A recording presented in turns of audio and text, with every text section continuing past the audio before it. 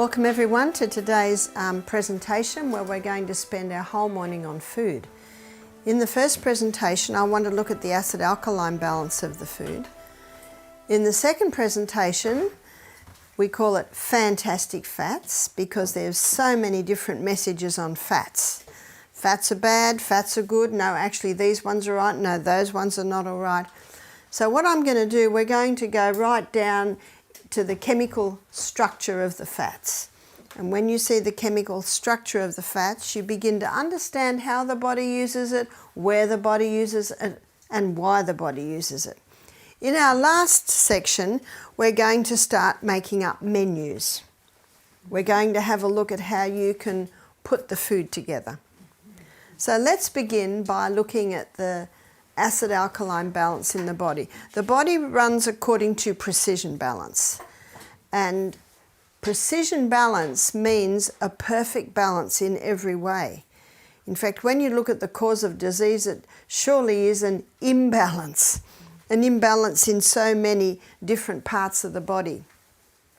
And if you've ever owned a swimming pool, you have to test the water every day, because if the water goes to acid, the pipes corrode. If it goes to alkaline, algae grows on the pipe. So again, it's back to this, this precision balance.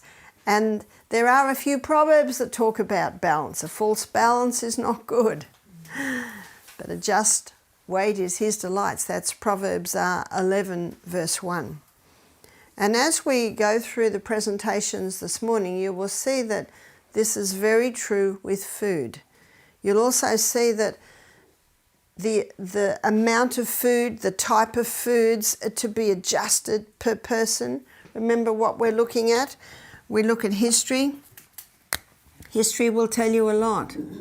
We look at also symptoms. Symptoms tell you a lot. And the third one, do you remember the third one? Response. It's response. Response is very important because that's your guide. That will tell you, is this working or is this not working? And the best person to begin with is yourself. And some people say, well, this food worked for a few days, but it's not working this day. And so then you begin to investigate.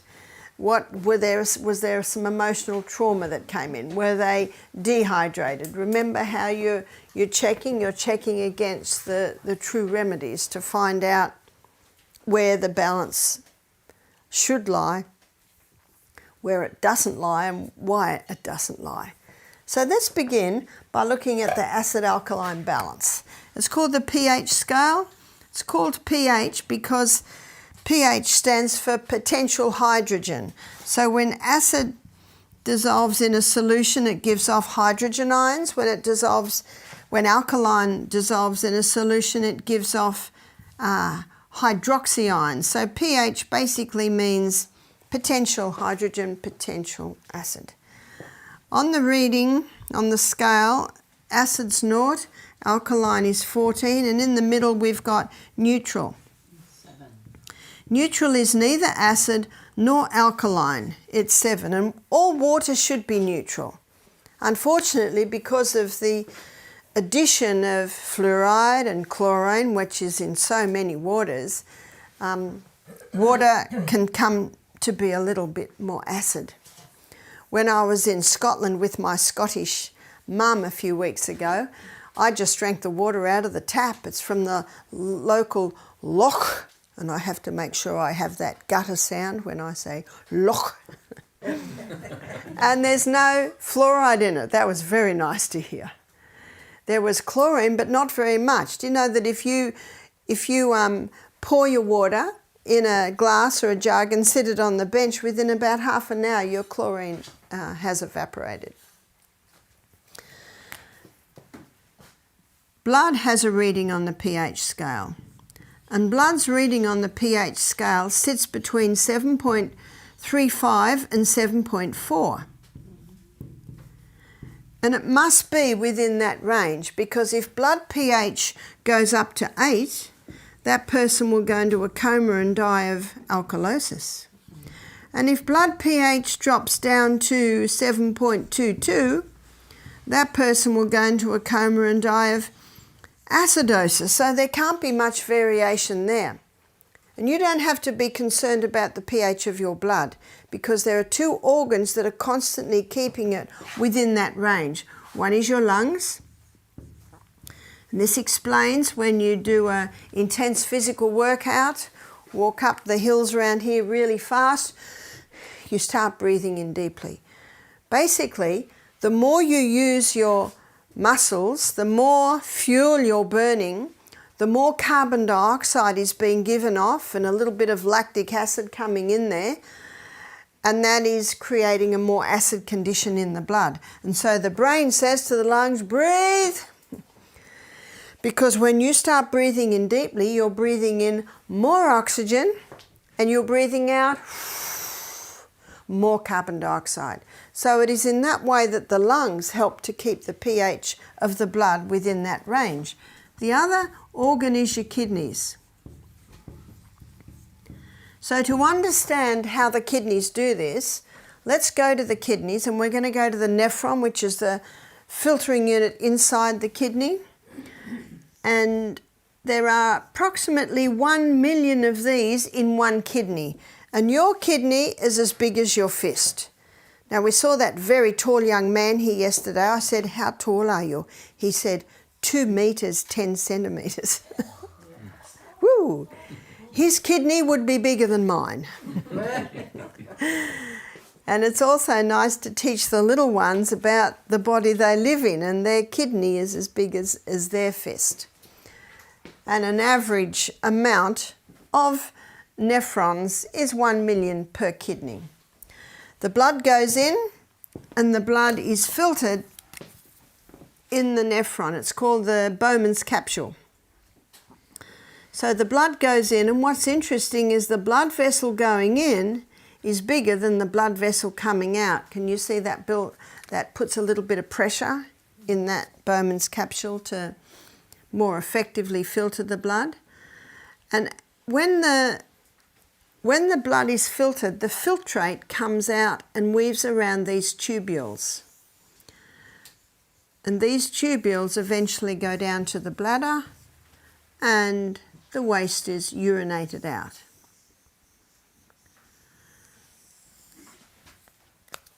So the blood comes in and it weaves around the filtering units where it is filtered, and then when it comes out of the Bowman's capsule, it weaves around the tubules.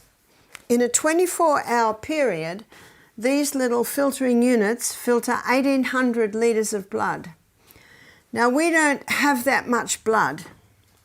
Every 2 minutes, 1.2 litres is being filtered.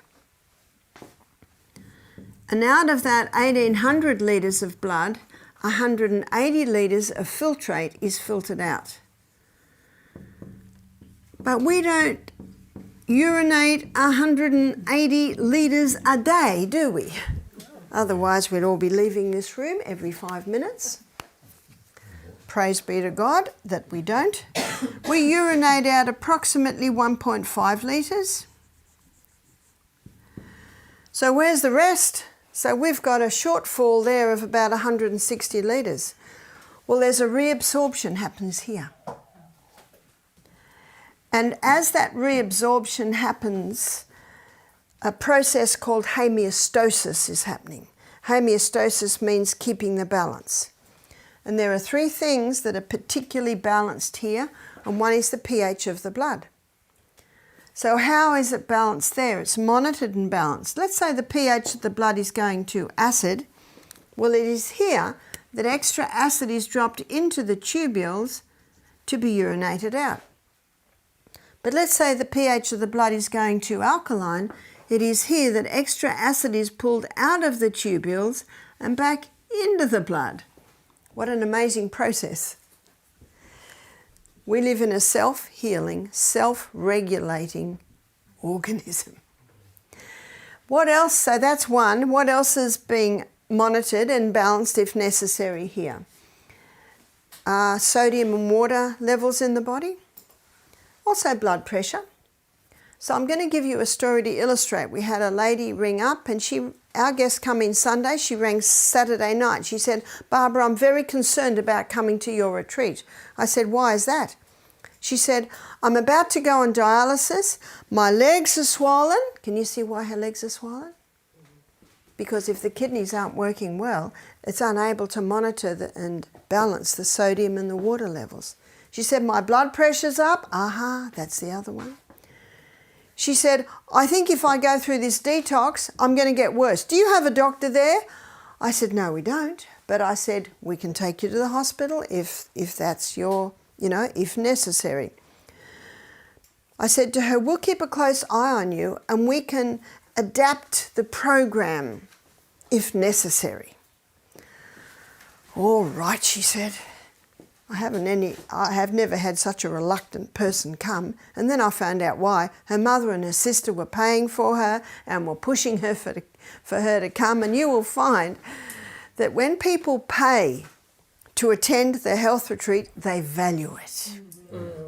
And isn't that what the coal porter does?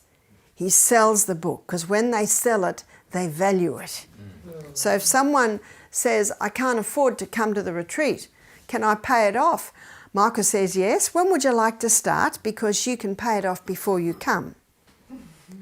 Because what happens if they don't? You don't get your money. And you must have money. If you don't have money, you can't buy the food. You can't pay the wages.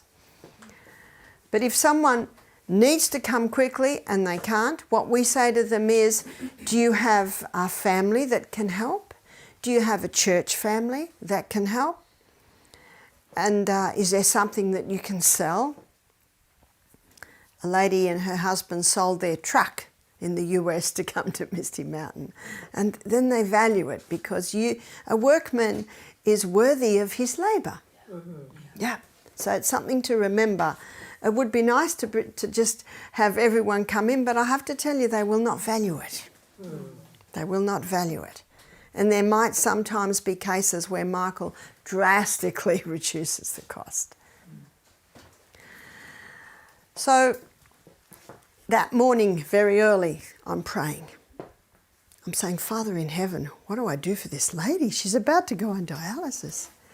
And then God brought into my mind, and this is what you'll find. If you go to 7A Bible Commentary and you look up Ellen White's comments on James chapter 5:15, and the prayer of faith shall save the sick. She says it's not enough to pray. As you pray, God will bring to your mind some simple natural treatments. But how can he bring that to your mind if you don't know any?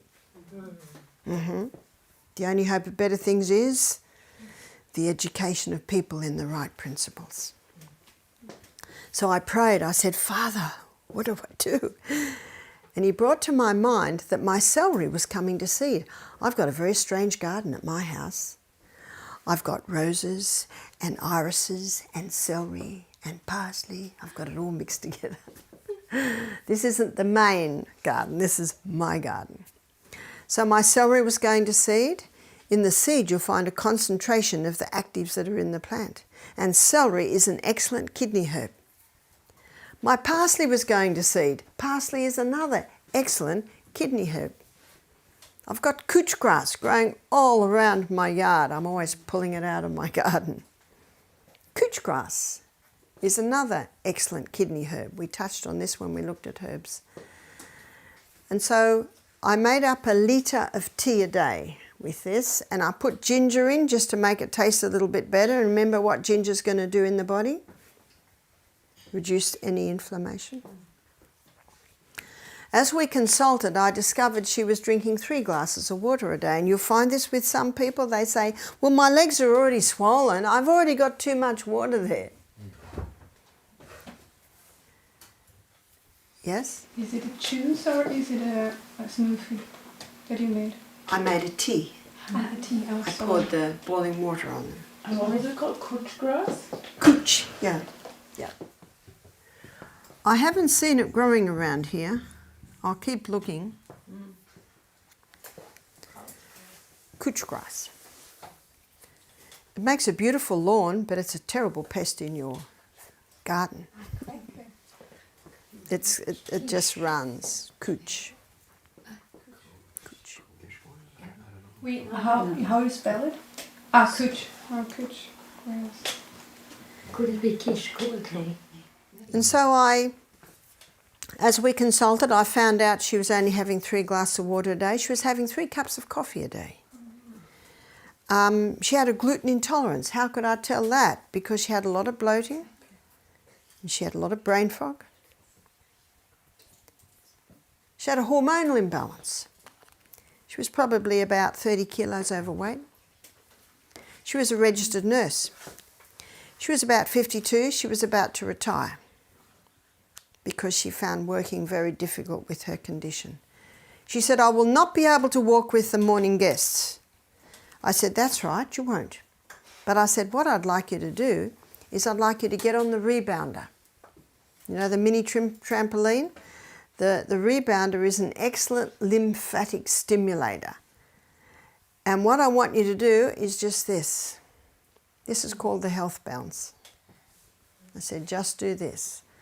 1 minute every hour. Because that swelling too was much lymphatic fluid. Start to get it moving. I said, I'd like you to drink 1 litre of water a day and 1 litre of this tea. But I never want you to drink more than a few mouthfuls at a time. Remember, her kidneys aren't working well. A couple of mouthfuls, 5 minutes later, a couple more mouthfuls. I want you to have a little bit of salt, but about the size of a pinhead, because she'd stopped all salt.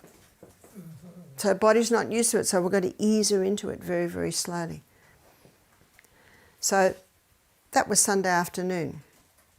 She did all this Monday. By Tuesday morning, her legs were down by half. She walked with the guests. She continued the rebounding. She was a very happy lady at the end of the week. A very happy lady. She emailed me 3 months later, I don't have to go on dialysis. Praise God. She said, my kidney function is the best it's been for years. Liver function was the best it's been for years because that had been unbalanced as well. But she said, my kidney function is not back to normal. But she said, it's risen to the point that I don't have to go on dialysis. I'd like to suggest that if she keeps doing what she is doing, it will. Remember, you've got to give it time, especially if it's quite a chronic problem and been there for a while. I'm sure you have this saying in Sweden, Germany, Rome wasn't built in a day, is that right? Mm-hmm. Yes? The couch grass, is it the root you use? The leaf. The leaf. The leaf. But it's kvickroot in Swedish. Kvickroot, The yeah. root is good also, isn't it? Yes, yes. You'll find in most plants, you know, you will get those actives that act on that part of the body in just about the whole plant. Also, she told me that her boss wanted her to come back to full-time work, and she is. She'd lost 10 kilos in 3 months. And she said her doctor is astonished. She'd stayed off the coffee. She was drinking more water. We also gave her a list of the kidney herbs. Sometimes you can get the kidney herbs in a capsule form or tablet form. It can be easier for people who are working. So, can you give this to some people who have already dialysis? Can you give it to people who already have dialysis? You can. But it doesn't have the same effect. No, it will still have an effect, but they have to sip it very slowly. Now, I have not personally seen someone come off dialysis, but I have known medical missionaries who have. Okay. And we had as a retreat I used to go to often in a school in Fiji. And the Fijian medical missionaries were running a school in India. And they had a man come in and he just said, look, I'm sick of being on dialysis. I'm not going back there and I'm not going to do it anymore. And once he implemented those 8 laws And, you know, basically that was the main thing that they did. And he found his kidney function rose. So I don't know. What you do is you implement, you look at the person's response. But we had a man attend our program 6 months later, also about to go on dialysis. This man was 45. We implemented everything that we did last time. 6 weeks later, he emailed us back. So that was in half the time. He said, I don't have to go on dialysis. What an amazing body we live in once you give it the right conditions.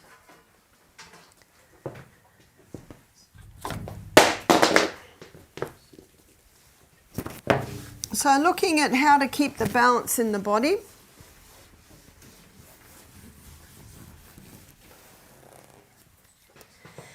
Looking at the pH scale.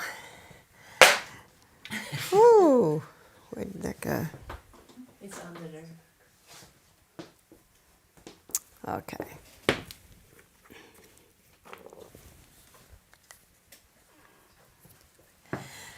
The blood pH cannot change, as you can see, but the cell pH can. And the cell pH should sit at about 6.5.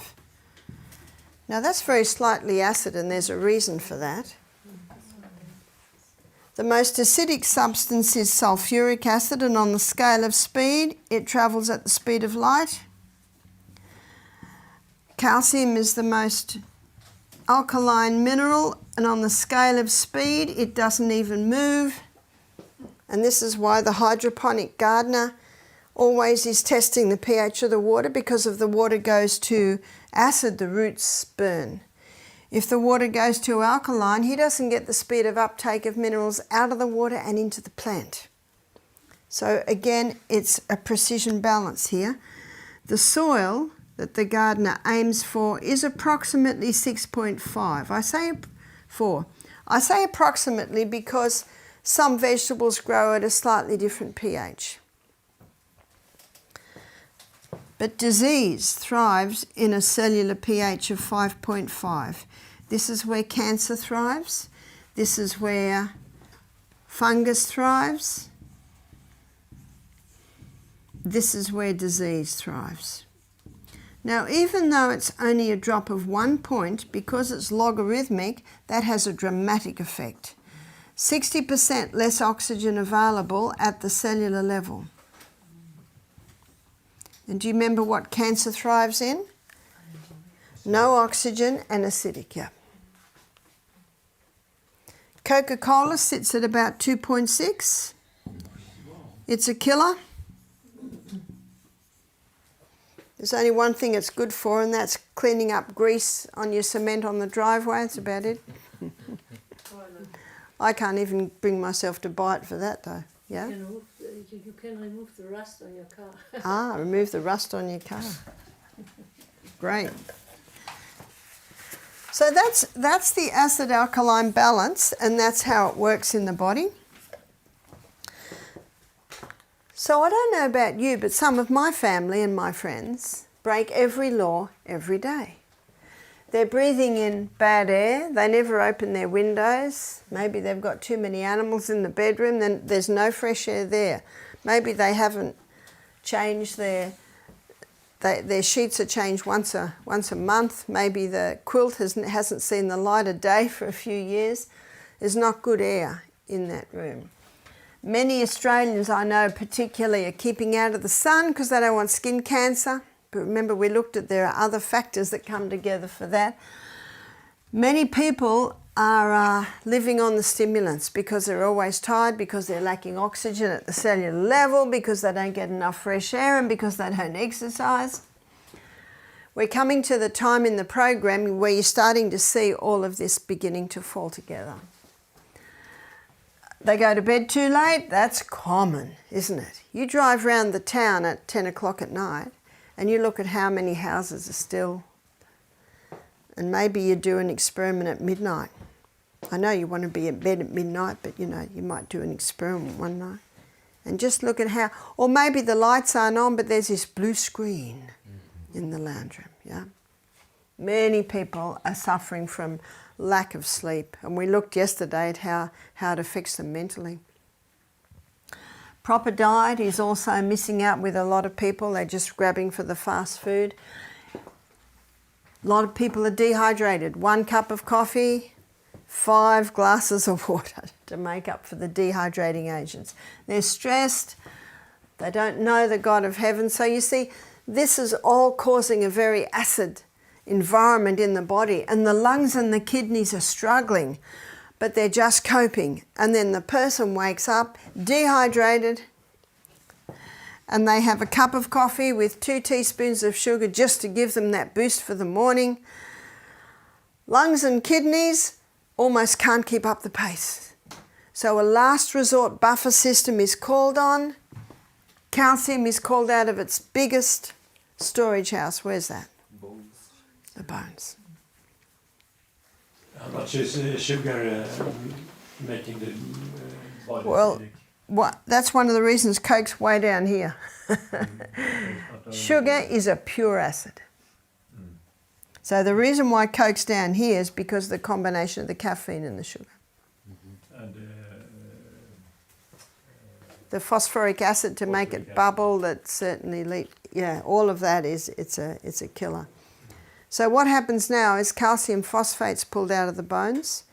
It immediately, you see what was happening is 7.33, 7.32, 7.31, that's when the alarm bells go off. And calcium phosphate's pulled out of the bones into the blood and immediately does its work to bring the pH of the blood back up to 7.35, but at a cost. The body now has to do something with these calcium crystals, so it'll dump it in the kidneys as kidney stones, in the gallbladder as gallstones, contributing to build up on the eye, dumping it on the bone as bone spurs. So what will you be told that a bone spur is? A calcium deposit. So the question is, well, why is it on my bone and not in my bone? what do you do with the eye, did you say? The eyes, it can contribute to the cataracts building up on the eyes. So these deposits, they go everywhere, and they can also contribute to the atherosclerosis, the building up in the arterial walls, yeah? Did you say that that's because the calcium is taken out in excess, so that it doesn't need all of that to repair the body? Well, if it's too much? Well, it comes into the blood, and it certainly neutralizes the condition, and the body basically says, now what are we going to do with you? So it has to do something with it. So then, it's not used up. no, its presence neutralizes. Its presence neutralizes, but then it has to be put somewhere. So students, how do you get rid of the bone spur? Castor oil compresses. If the bone spur's been there for 3 years, it might take 3 months. If it's been there 3 months, it might take 3 weeks. If it's been there 3 weeks, it might only take 3 days. And the good news is it won't break up your bone. Psalm 104 verse 14, the Bible says God gave herbs for the service of man. Remember, they know what to do. But what probably affects the pH more than anything is the food that we're eating. So we're going to make a list of food that has an alkaline effect and food that has an acid effect.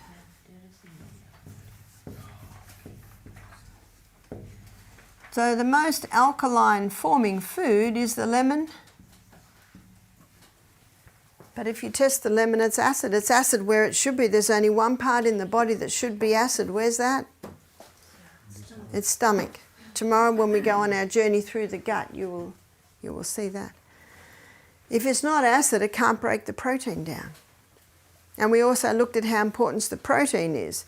But if the protein's not broken down properly, it can't get out of your gut and into the blood. And it's only when it gets into the blood it becomes part of the life of the flesh, which brings life to every cell in the body. But when the lemon is broken down in the gut, the minerals are diffused into the blood. They have an alkaline effect because the lemon is high in alkaline minerals, which is calcium, magnesium, sodium, potassium and iron. These are your alkaline forming minerals. And the other high source of these alkaline forming minerals is dark green leafy vegetables. Dark green leafy vegetables are very high. And this explains why when we have someone come to us wanting help to conquer their cancer, we blend the wild greens. We've talked about that a couple of times. With water, strain it, and they drink that green juice because it's very high in the alkaline minerals and it will help to alkaline the tissues. And we also looked at how that's what bones need. They need those minerals, that mineral balance. Vegetables are also alkaline on a whole, but there is a question mark. And the reason why there's a question mark is there's a group of vegetables that for some can have an acid effect. So we're going to put a question mark there. And it's at this point I want to discuss lectins. And these are high in lectins. Have you heard of lectins? Lectins are a component of the plant that's almost like a protection for the plant. So unripe fruit, very, very high in lectins. But ripe fruit is quite low. So that bitterness that often comes with the unripe fruit is you're saying to your body, don't eat me yet.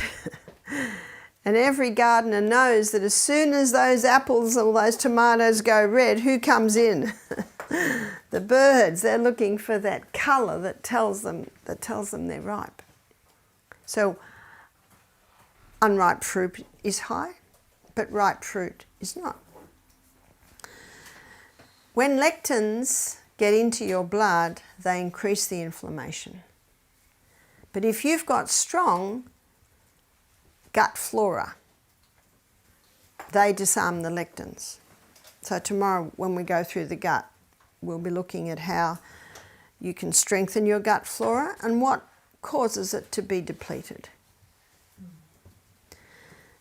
And this group of vegetables here, the nightshade, are high in lectins. That's your tomato,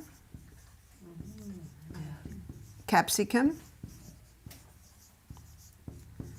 and also your eggplant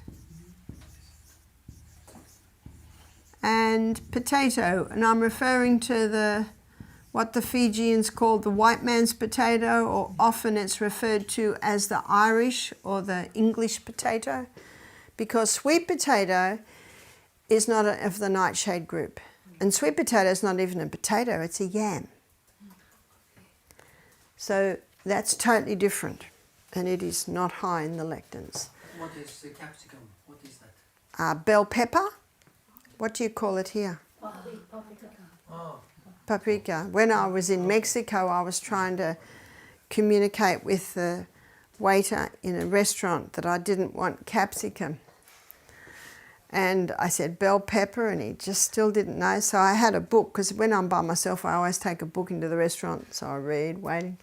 So I drew a picture of a capsicum on the back page, and he went, pimento.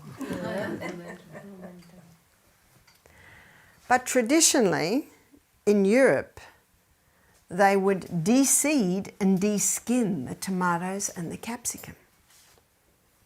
And what's interesting is the lectins are in the seed.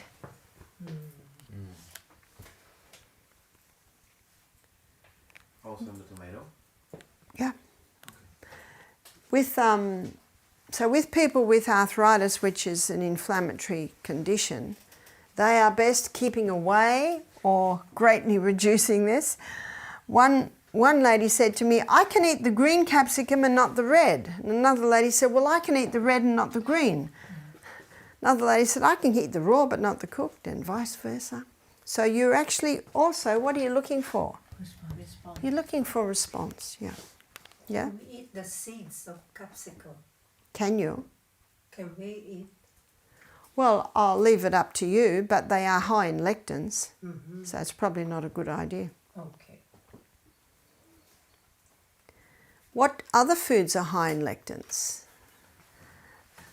Oats and wheat are the highest grains in lectins. But traditionally, people always, to make bread, and this is before the Industrial Revolution, all bread worldwide was sourdough. But with the Industrial Revolution, then they refined and basically took the yeast out of the sourdough and made it pure yeast. There's your yeast bread today. Yes? The potato, I mean, there's so many people that eat it every day. That's right. Would you That's right. would you say that it's just, you know, that they No. can handle it? Or? Yeah, some people can. That's why you're looking for your response. And remember, if a person's got good gut flora, it disarms the lectins. Yeah? What's about now? I forgot it. I come again. So traditionally, all bread was sourdough, and the sourdough process, the culturing process, disarms the lectins. So you can have wheat, but if it's made into a sourdough, there are no lectins left. Yes? What's about dinka? What's dinka? Dinka. Spelt. Yes. It's also So it should be made into the sourdough. And then people say, well, the Scots have been eating oats for many years. If you look at the traditional way they prepared their oats, often it was over a couple of days. And that soaking and slightly souring them disarmed the lectins. There are two grains that have no lectins: millet and sorghum. Now sorghum has always been used for cow food. We'll put it here. I know in Australia, you know, we never heard of eating sorghum, but they discovered that it's gluten-free. So, you've heard of Wheat Bix? I know it's a very famous cereal in Australia. Well, you can get gluten-free Wheat Bix now, and it's made out of sorghum. You can go into supermarkets and buy sorghum flour. So sorghum and millet are the two lectin-free grains, yeah? That's it says here that the potato, the lectins is more or less not there when it's cooked, or at least very little. Yes, that can break it down, yeah. But I don't know anyone that eats raw potato. No.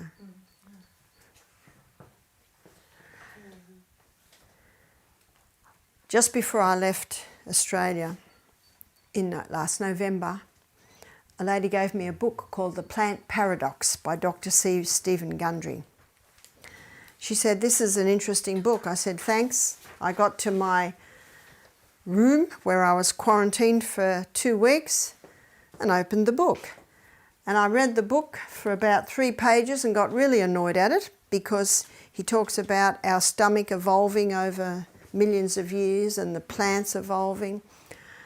But when you're in a room by yourself for 2 weeks, you go back to it. And I'm so glad I read the whole book cover to cover. He really pushes meat because it hasn't got lectins. He says legumes are bad, the grains are bad, but when you read the fine print, if they're properly prepared, like the sourdough, the soaking, and the legumes, they are high in lectins, but if they're pressure cooked, or if they're rinsed well, soaked, rinsed well, in that rinsing process, you take it away. So if you properly prepare your food, you can certainly eat a plant-based diet that is lower in lectins. Now, lectins is a word on everyone's lips at the moment. A lot of people are saying a plant-based diet is bad because of the lectins. So this information I'm giving you is important. There's a book called Nourishing Traditions by Sally Fallon, and she looks at the traditional way people always prepared food. Soaking, long cooking or pressure cooking, sourdoughing. And if people prepared their food in the traditional ways, you will find the lectin levels would be far lower. Yeah? do you see lectins as more toxic than phytic acids? Because that's also another. That's right. That's right. And phytic acid, there's a lot of talk about phytic acid. Do you know what the research is showing now? That phytic acid can actually help conquer cancer. And that's one of the reasons why people say you shouldn't eat soy, because it's high in phytic acid. But actually, wheat is higher than soy. And what do the dairy industries, how do they view soy milk? They hate it. So what you've also got to look at is what's behind the thrust. And again, if soy is not genetically modified and it's organically grown, and if it's prepared properly, that needs long, slow cooking or pressure cooking is the soy, or culturing it like making tofu. A lot of people too don't realise you have to wash the water away when you cook legumes. Yeah. That's the dirty water. You just look at it as dirty water. You've got to get rid of that dirty water. And when you do that, you get rid of your phytic acid. Yes? What do you think on fermented food? What do I think on fermented food? There's a big difference between fermented food, which can produce alcohol, or cultured food. And the cultured food is producing a lactic acid, which also produces or what's grown in there is your Lactobacillus acidophilus. And what that does is that releases B vitamins. It's an excellent food. In fact, your cultured foods are one way to help maintain and boost the healthy flora in your gut. Yes? In German we have only the name fermented. Okay. But what's the difference? Is the difference? The difference is, do you remember what I first said? When it produces alcohol. And every housewife that makes her own sauerkraut knows that if it's contaminated or not done properly, then the alcohol is produced and goes bad, yeah? How does that work? Like, how is it not, or we could talk about that another time maybe, but I'm thinking about your cycle of life also. Yes, that's right. There it's breaking down into the last stage, and how do you compare that cycle of life to the cycle of fermentation? That's right. You can catch it at a stage before it gets detrimental. So the and you've got aerobic bacteria. So your Lactobacillus acidophilus, that is your Lactobacillus acidophilus and Bifidobacterium are your two permanent bacteria in your gut. You've also got Candida yeast in your gut. There's millions of them, and they work together very nicely in a symbiotic relationship. They work together. And it's that relationship that works beautifully in the sourdough bread. When you eat sourdough bread, you're eating pre-digested grain. There are some wild yeast in there, and there's the lactobacillus, but the wild yeast breaks down the grain, and the lactobacillus consumes the waste from the wild yeast. So can you see that it's a perfect relationship? But you're not eating the sourdough, you're eating it when it's killed. When That's it's baked. right. That's but right. still, with the cabbage, you're eating all the bacteria then. But you're eating Lactobacillus acidophilus, which is your aerobic bacteria, and that's releasing the B vitamins out of the cabbage. So when you eat sauerkraut, you're getting more B vitamins than if you were eating the raw cabbage. And Germans have been eating this for centuries, is that right? Yes. Centuries and centuries, and it's an incredible health food. It's the same with yogurt. And it's the same with kefir. You familiar with kefir? Mm-hmm. Yeah. And I think traditionally the sauerkraut, the miso is another one that's in Japan. They make the miso. That they were used to preserve the foods to help get through the winter months, but also the lactobacillus helping the healthy gut flora. And you can get very nice yogurts now made out of coconut milk, made out of soy milk. If you have a look traditionally at every country had some sort of cultured food as part of their culture. Yeah? I've only learned in a course that they say when you give in the cultured process sugar or sugary food like apples and every obst, fruits, then it gets to alcohol because the sugar makes it then into alcohol. See, what you have a look at is you're having a look at what they're feeding on. And they feed on either the sugars or the carbohydrates. Carbohydrates is like a type of sugar. But you can smell if it's gone bad or old. So it's a pity to eliminate cultured foods because, and that's what Ellen White says, bread should be light and sweet, not sour and heavy. If it's gone sour and heavy, it's gone bad. Yeah. Yeah, I just wanted to comment about where I grew up. We have what we call finger millets. It's called finger millets because it's little seeds which, when the grass is grown, they are like this. So here are the seeds. That's why they call it finger millets. And the flour is then, when it's ground, it's always put in water and kept like 3 days. That is how the porridge was made. Then I met, later in my life, I met a British professor who was specializing on rare cereals. And we had an exchange because I was invited to the family. And we were discussing, and he gave me the book. So I explained, and he told me, your people knew. These people we are calling like backwards. They knew this fermentation, and it brought out some nutrients which otherwise... That's right. So you see, that's what this professor's studying, that it releases nutrients. But it can go bad if it goes too long. Now, they only knew the 3 days. They knew the 3 days. And idli, if you're familiar with Indian cooking, idli is they blend a certain type of legume with water, and they let that sit a few days and start to culture. So that whole process also disarms the lectins. If you cook tomato with olive oil, it releases lycopene. And lycopene is a potent antioxidant that can reduce the inflammation of the prostate gland. And so ladies, feed your husbands a cooked tomato and olive oil dish about 3 times a week to protect the prostate gland. Yes? But you mean you cook it with it, or at the end give the olive oil on top of it? It's got to have a bit of a cook. Now, olive oil, as you'll see in my next lecture, only has one open spot, one double bond. That will make more sense in my next lecture. But if it's with fluid, it prevents it going to the high heat that will destroy the double bond. So it's a very low cook, very low cook.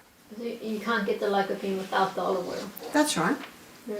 That's right. And lycopene is a derivative of vitamin A. Remember your fat-soluble vitamins, A, D, E, K?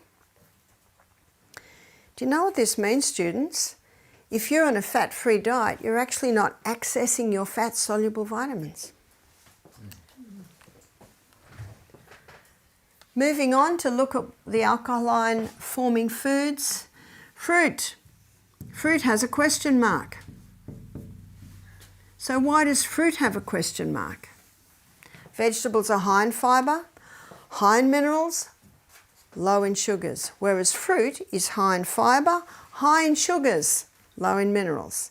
And if someone has a yeast presence in their body and they're eating a lot of fruit, the sugar in the fruit feeds the yeast. And as the yeast feeds on the sugars, it gives off acetic acid, it gives off lactic acid, it gives off uric acid. Can you see what it's doing here? It's creating the very environment that it thrives in, the 5.5. And it gives off alcohol. alcohol, when it breaks down in the liver, is converted to acetaldehyde. Acetaldehyde is a neurotoxin. What's a neurotoxin? Brain killer, brain poison. And there are 5 ways we can be exposed to acetaldehyde. Number 1 is if someone has yeast and they're eating a lot of fruit, it'll feed that, give off the alcohol, come down to the acetaldehyde. Number 2, alcohol. One of the reasons why alcoholics suffer so much brain damage is because the alcohol is converted into acetaldehyde in the liver. Number 3, car fumes. Number 4, cigarette smoke. Car fumes are what comes out the back of cars. 5, vinegar. How many people eat vinegar? And how many people say apple cider vinegar is really good for you? Now, as Adventists, we know that Ellen White speaks against vinegar, but you can't use that to people who aren't Adventists.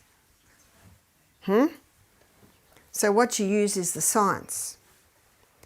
Now, if you want to explore that in more detail, Dr. Robert Young. Dr. Robert Young is an American doctor, and he's done amazing research on the acid-alkaline. He's got a book called Sick and Tired with a question mark and really explores the acid-alkaline issue. Well, he's recently, or when I say recently, maybe 2 years ago, did an excellent paper on vinegar. So you can do Dr. Robert Young vinegar or Dr. Robert Young acetaldehyde. So this is important information for your guests on vinegar. Yes? And the vitamins in the fruit, does it not have some kind of, do they not have some kind of protection with the sugars, like that the vitamins and the sugar are together and then... Usually.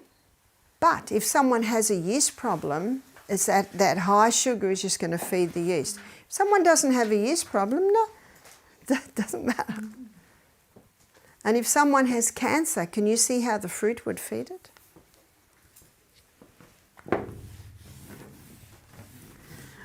You see, what we have got here is we've got what often the world does not give, and that is reasons. In fact, part of my work is answering emails, which I spend about an hour and a half a day on. And, you know, just yesterday I had, you know, it's so confusing out there. Some people say you should eat this, some people say you should eat... See, what we've got is we've got a powerful message. Yeah. Because God has told us what to eat. But we're dealing with so many people that do not know God. And so that's where you bring the science in. And when you bring the science in, and you're also bringing in history. So remember your BHSC method? Bible, history, science and common sense. So we're looking at a little bit of history, how people historically, and thank you so much for our little history from Africa. You'll find in every country, you'll find cultured foods. I was talking to a lady who grew up in Japan when I was in America last year, and she was so excited. She said, we use miso such a lot. And she said, and I haven't been using it because I thought it's a bad food because it's a fermented food. And she said, the soy sauce that we make in our little villages is a cultured food too, but the soy sauce you buy in the shop, she said, I don't even touch that. So it's this cultured food. There's a lot of misconceptions around that.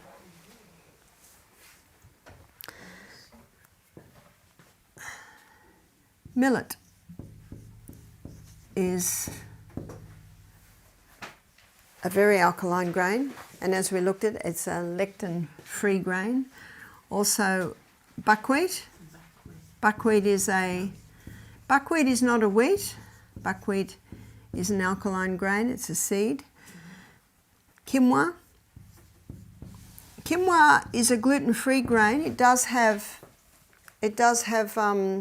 lectins in it, but traditionally, the Aztecs, who are the ones that used a lot of quinoa, they would rinse it several times over about 24 hours before they cooked it. And that apparently gets the lectins down. I think everyone who's ever cooked lectins, you got to rinse it a lot, don't you? If you don't rinse it, you get that bitterness. That's it. That's a bit. Pardon? Was there a question? Sorry. Amaranth is becoming a very popular grain because it's alkaline and it's gluten-free. But when you cook it like a porridge, it turns out like a lump of glue. So what you can do is you can put a little bit with your millet. That's quite nice. Spelt, and I think that's what you call dinka. Yes. Is that right? And kamut. So let me give you the whole story on wheat. The original wheat that God made is called Enkenhorn, or some people call it Enkhorn, so there's a few spellings. And it is estimated a couple of thousand years ago, Enkenhorn did a wild hybrid with a field grass and came up with the Emma strain of wheat.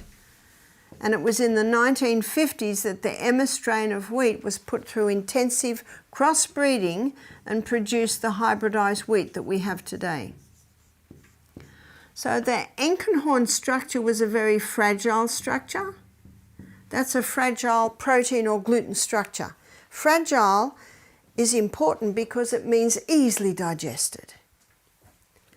The Emma strain of wheat produced a slightly more complex protein or gluten structure. But when wheat was put through intensive crossbreeding, it produced a very complex protein or gluten structure. It's almost only a cast iron gut that can break that down. But if you make the hybridised wheat flour into a sourdough bread, the culturing process breaks down the protein or the gluten, which makes it less complex. Emma did a wild hybrid again with a field grass and came up with the spelt, or you call it dinka. So it has retained the fairly fragile structure. And if that spelt is made into a sourdough, it breaks the structure down virtually to the original Enkenhorn structure. Another reason why the sourdough bread is a superior bread. Yes? So when I have flour from einkorn, from Enkenhorn, Yeah. must I then cultivate it, or can I eat it with normal yeast? Well, you could eat it with the yeast, yeah. I have a friend in America who got our sourdough starter, which a girlfriend of mine got off an old German woman 24 years ago, and it was 102 when we got it, so we're looking about 130 years old now. My daughter in the US still makes bread with it. On our property, one of our staff still makes it. And this young man got onto it, and he refined his process and came up with a gluten-free bread. And now he's got a factory where he makes this gluten-free bread. His name is Tristan, and his website is www.simpleneeds. I know you can't get it here, but if you ever go to America, if they ever take the vaccine policy away, .com. But you can even go and have a look at his breads online. And when COVID hit and the lockdowns hit, he made a fortune because his bakery is online, and it is the most beautiful bread. It's soft. And his competitors say to him, "We don't know. We know what you put in your bread, but we don't know how you do it." And he just smiles sweetly. But I went to his factory when I was in the US last year, I think it's near North Carolina, and he showed me, and there was this big vat, and he said, "There's Grandma," because we always affectionately called the starter Grandma.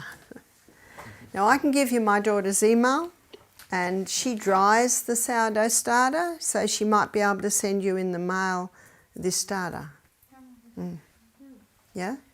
What does the two SDs you wrote down? Sourdough. Sourdough. Sourdough. Okay. Sourdough. Excellent. Yeah. Thank you. Yeah. Now this explains why so many people are gluten intolerant. See, they rushed this through to help with the starvation crisis in Mexico, in Africa, in India. So no safety studies were done. And now they're starting to see why people are having so many problems with bread. Yeah. So the two most common symptoms are brain fog and bloating. And how many people do I meet that have that? And sometimes people don't know they have it till they stop bread for a week. So that's one problem. Another problem is children are being fed food too young. See, the first teeth we get are 4 at the top and 4 at the bottom. Do you know what those first 8 teeth are called? Milk teeth. So what should the child be having? Milk. That's all, milk. And then the next teeth are the molars. And they usually come through anywhere between 14 or 22 months of age. And what do your grinders do? They grind. What do we grind? Grain. And you'll see it tomorrow when we go on our journey through the gut. The enzymes are not in the mouth to break down starch until the molars are through.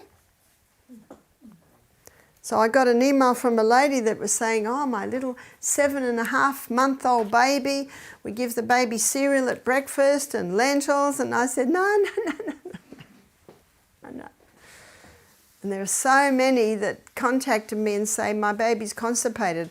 I was in Germany last year, and this couple brought this baby, fat, roly-poly, happy baby, and the baby's smiling, 5 months old, and I could see one tooth, one. And they said, "Our baby's constipated." And I said, "Well, what have you been doing?" Cereal and the bread and the biscuits. I said, "No, you must stop all that." Oh, how many people don't know? So number one, people are developing gluten intolerance because they're just fed food too young. Let's put this by Bible. Well, the Bible actually doesn't say, but if you look at historical books that are about the same times as the Bible that do talk about it, often babies were breastfed till they were 5. And the food was not introduced till 2 or 3 years. That's historically. Yeah? What does the Bible mean when I read the story of Moses? She gives away Moses to the Egypt princess with 12 when he was 12 years of age. so then he can eat normal food. Does that mean really that she breastfeeds him? No, and he would have been eating normal food far before that. Far before that. So let's have a look at historically. Historically, babies were not fed food. It's only in the last 100 years that they're giving baby food. Let's look at the science. Well, there's no ptyalin in the mouth. That's the salivary amylase that breaks down starch. It's not there till the molars are fully through. And let's look at common sense. It defies reason to give a baby food when there are no teeth. So for a baby to eat food, the baby must be able to sit, the baby must be able to feed itself, but that's not enough. It must have teeth to chew. There's your common sense. Yeah? Yes. I heard this from you the first time, and then I was researching it, and because people are thinking, well, the babies are still digesting somewhat, and the only reason is they found this because there are small, like it's growing, and then when the molars come, then it's all there, and it's small amounts, but it's not enough to digest the food that they're being That's given. right, that's right. But they're managing it, but it's not good for them. But No. When my first child had whooping cough at 6 weeks and was hospitalised for 6 weeks. And I got to know the staff there, and I got to know a male nurse who was in charge of the malabsorption syndrome. This is Camperdown's Children's Hospital in Sydney. He said, this ward is full of babies who've been given starch too young. So I was 23 when I first heard this. Most people I talk to have never heard it. So I didn't give any of my babies any starch till they had all their teeth. My son James, he's 45 now, he's built like this, and he's a master builder. Means he's the guy that's in charge of all the big jobs. And he plays the panpipes beautiful, so obviously the brain developed, his creativity developed, the body developed, and he had no food till he was 16 months of age. No solid food. So here's this little boy toddling around, no food. It's unheard of today, isn't it? Yes? Is there something you can give children before the molars have no food? Yes, yes. And some children are wanting things more than others, absolutely. So I see that the 8 teeth that come through first, that's your taste time. And they want to do something with you at the table, give them a piece of cucumber. And I was watching my little grandson Lennox, and he was, he had his little teeth here, and it was like a little rabbit, and there were little tiny bits of cucumber all over his tray, and little tiny bits of cucumber all over the floor, and I'm sure a few went in. So you see, that's taste time. And you'll find when children are just given mush, mush, blending everything, they don't learn to chew. And as you'll see tomorrow on our journey through the gut, chewing is a very, very important part of digestion. Our little child, he's about almost 6 months now, and he's like very interested in what we are eating when he's sitting next to our table. So I don't know, I gave him like a cucumber that is not cut, but like whole, and he's just sucking on it. That's right, they just suck. And what my daughter used to do for her twins, because her twins are 17 now, she didn't give them any food till they were 16 months. They'd sit at the table and she'd put all sorts of toys on the tray, and they think they're doing what you're doing, because everything they pick up, what do they do with it? Straight into the mouth. That's right, straight into the mouth. So their main food should be milk. And when you do start to introduce little bits of food, it should be when they've got a full tummy of milk, so they're not wanting to eat very much. This is a very important message for parents. And you have a look at most baby feeding brochures. Who wrote them? The baby food companies. One lady said to me, my first baby, I did exactly what I was told. I started giving them Farax and they got constipated, but then you give them something else for the constipation. And whenever I went anywhere, I had to have all these little bits of food, and I'd cook up all these vegetables and mash them all up and freeze them into little, it was so complicated. She said, my second child, I'm doing exactly what I heard you say. She said, it's so easy. It's so easy. Yeah? It's really horrific, because the doctors, they say, or they tell you that you have to give your 6-month-old child blood sausage, or whatever you call it, blood pudding. So because of the iron. And you go like, now let me give you the story of iron. So man comes along, tests the breast milk, and it's very high in iron in the first 6 months. But in the second 6 months, the iron levels of the breast milk drops. And so medicine come along with all their wisdom and say, well, the baby must eat to get that iron.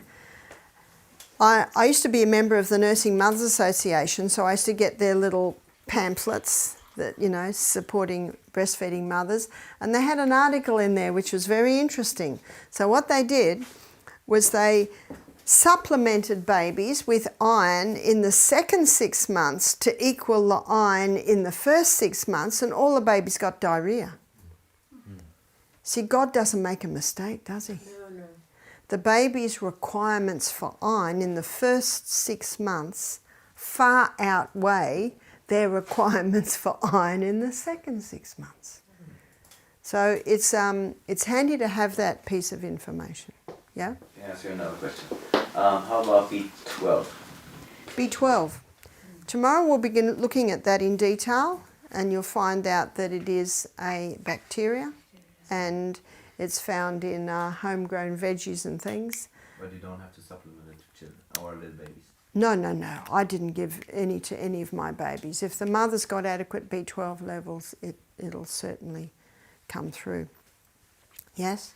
Could you please explain, maybe if it is possible, because now they're saying children who are born through cesarean, they miss something which they gain through the process of being given birth to naturally. That's right. That's right. What I'm going to do is we'll give this story, then we'll have a break. Because we've gone a little bit long, but that's perfectly fine. We've got time to do this. Even if we start doing our menus this afternoon, that's fine. So and I'll tell you the story, and I got this story off a obstetrician, and it was in the Catalyst documentary on friendly flora. He said, we always thought God made a mistake when he put the birth canal and the anus so close. So he said, what we used to do is give women enemas, and 40, 50 years ago, they always gave a woman an enema to empty her bowel because they don't want anything that's coming out of there going anywhere near the baby. He said, we now know it's a perfect design. Yeah. Because when the birth canal opens, the anus stretches open a bit too, and when the baby comes down that birth canal and the air hits the baby's skin, the baby goes, and the first breath of air is they're getting air out of the anus. Notice what this obstetrician said, perfect design. See, when we're in utero, our gut is sterile, no gut flora. So when we're born vaginally, which is the way God meant it to be, basically baby's flooded with it. And of course, it is going into the gastrointestinal tract, but as the baby breathes in, they also swallow, so it's all going in there. And in the first 3 days, there's a thick yellow substance in the breast called colostrum, and that's very rich in gut flora. They have found that when a baby is born via caesarean section, they've got more skin flora in their gut than gut flora, because their first breath is that they're getting skin flora. And they also find that babies born via caesarean section seem to be more prone to allergies.